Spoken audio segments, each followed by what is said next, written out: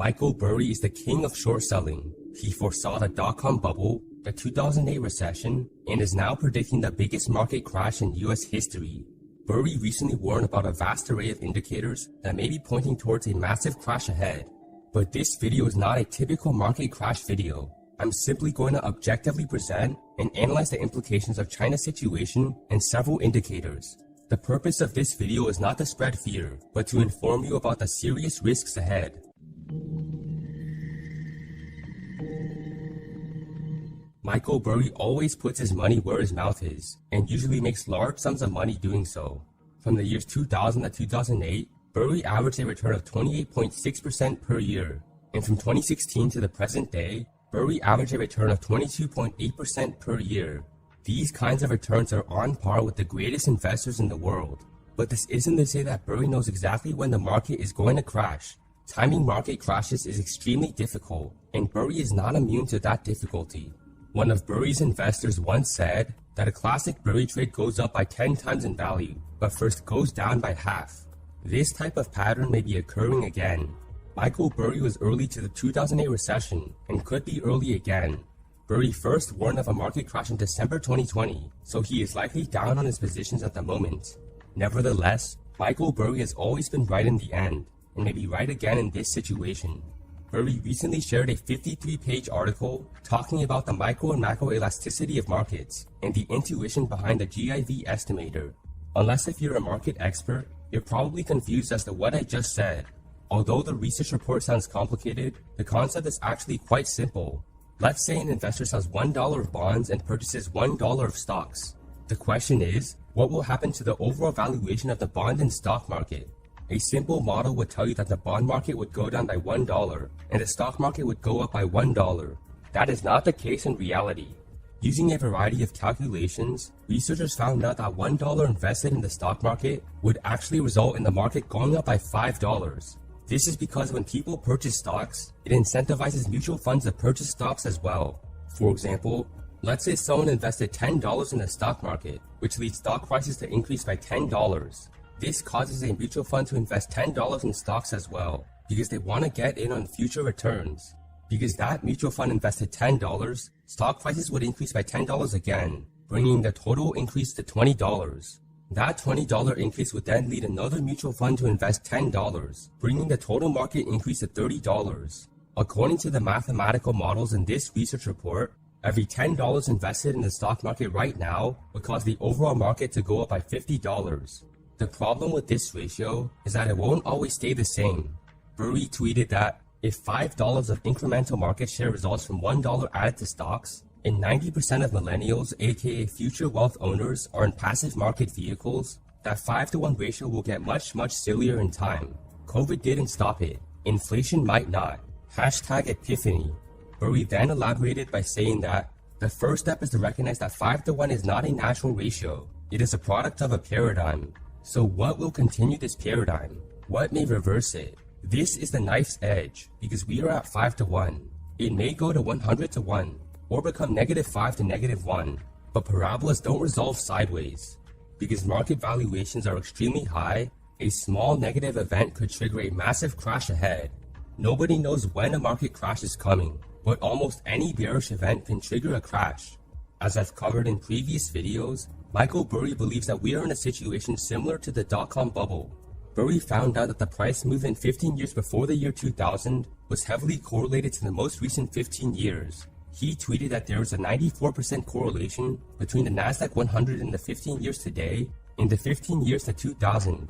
The S&P 500 shows 95%.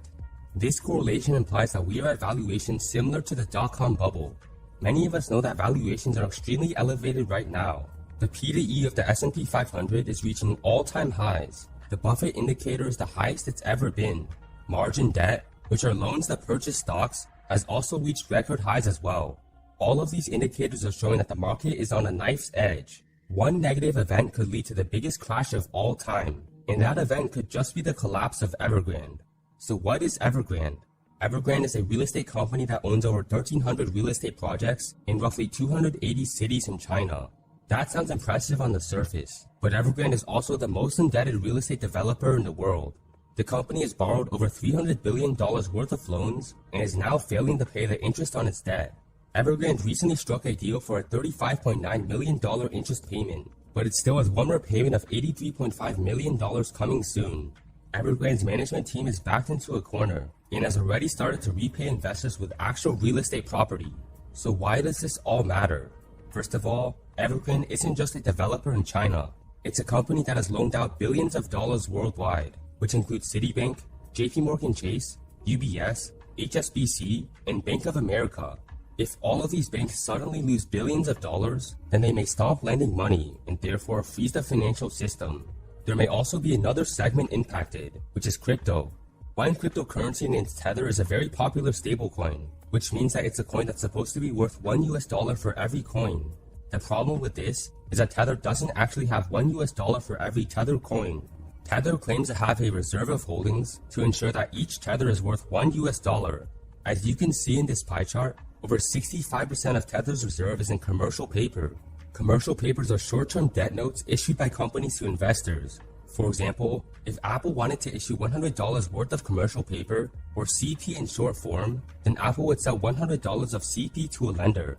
That lender would then receive interest for a certain period of time, which is usually up to 1 year. The ultimate question in our current situation is, what kind of commercial paper does Tether have? And by the way, this is not a small amount of money. Tether reportedly has $42 billion worth of crypto reserves, and these reserves are very questionable. Michael Burry recently retweeted a Twitter thread that hypothesized that Tether was financing China property developers via CP. That might sound crazy, but if it is true, then Evergrande's collapse could create a crash in the entire crypto market. The Twitter thread stated that, by now, everyone knows about the Tether reserves. Notably, they claim 50% of their reserves are commercial paper. Many, including myself, assumed the CP was just some sort of loan between Tether and the exchanges, but it's notable that Tether has empathetically denied this. Tether's legal game is to say positive true things, while not revealing the bad true things. So the D boasts a CNBC interview yesterday was incredible, categorically affirming that the CP is real. AA rated international CP are refusing several direct questions on whether it's Chinese. Every commercial paper has a letter rating that goes from A to C, with AAA being the lowest risk and C being the highest risk.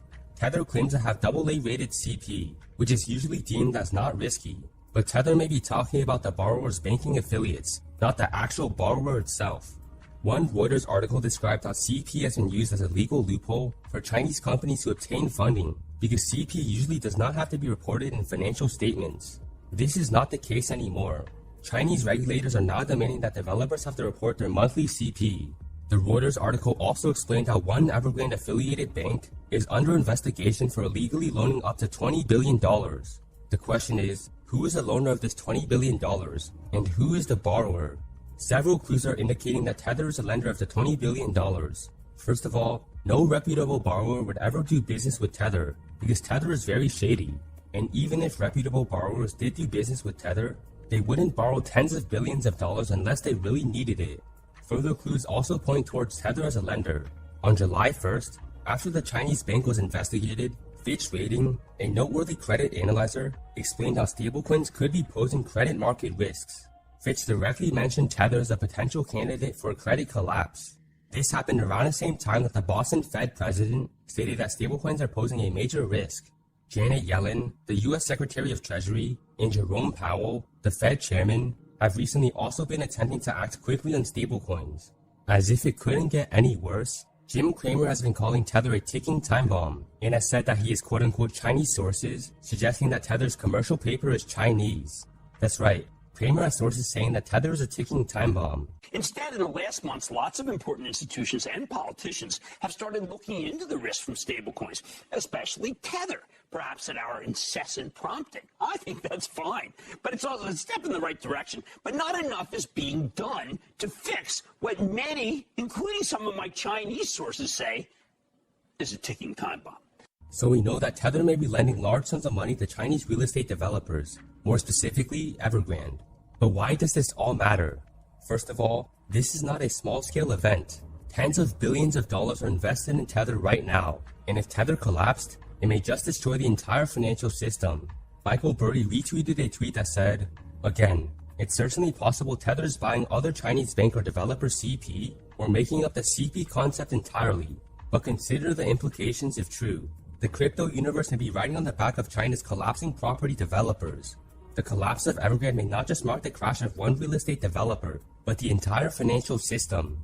Burry added his own comment by saying, when Chinese CP is not the Communist Party and is maybe a bigger deal. To sum it all up, the market is on a knife's edge right now, and the collapse of Evergrande could become the trigger for a massive crash. So there you have it, Michael Burry's prediction of how the biggest crash in US history may occur soon. I personally think that Tether and Evergrande are both very shady. However, when it comes to the market crashing, I actually agree more with Ray Dalio, who thinks that Evergrande will be a manageable situation. Given everything the market has gone through, I can't see Evergrande crashing the entire stock market, but that's just my personal opinion. Let me know what you think about Evergrande down below. Will this be the trigger of a humongous crash? Thank you for watching as always.